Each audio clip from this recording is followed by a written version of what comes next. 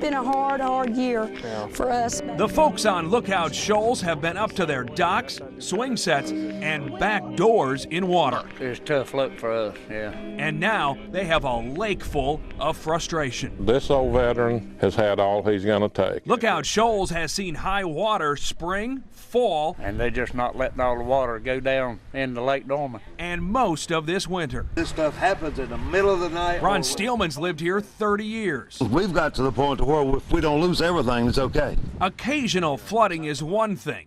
Weeks of surrounded property is another. It's either stupidity or money.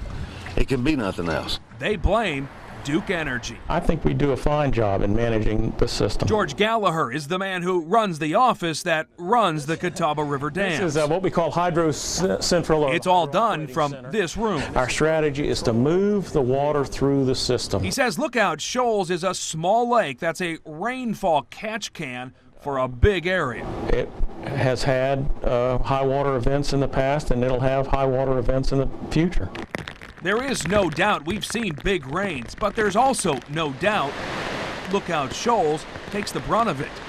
In the past 8 months, it has been above full pond 43 days. Why us all the time? It's the question Lee Sigmund would like answered. We could drain our lake here in the Lake Norman folks would kind of look say, well, the water's up a little bit today. Lookout Shoals' main way to release water downstream into Lake Norman is its hydro station. We're running the power plant as hard as we can run it. It runs all the time.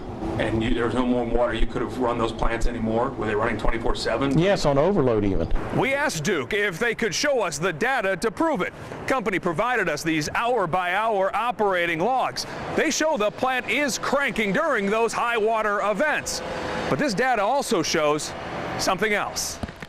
We all knew it was going to rain this weekend, didn't we? Everybody. But Duke isn't consistently running its plant in anticipation of big storms. In the hours leading up to early December flooding, it was off 51% of the time. In late December, it was off 33% of the time.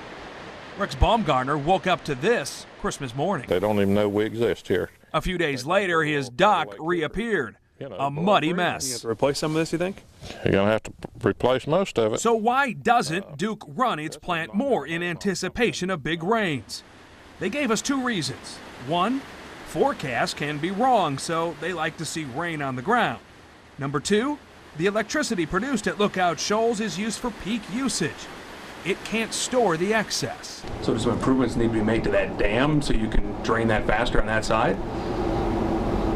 Well, it is a design that's, I think, fine. Folks on Carpenter's Cove wouldn't agree with that. They may not. Are they wrong? I mean, they're flooding. They're flooding because of a series of high water events. So for now, those along the banks of Lookout Shoals can only hope for drier weather. Why do you stay? Well, I don't know. That's a good question. I don't know. If you work 30 years to pay for something, it's not so easy just to leave.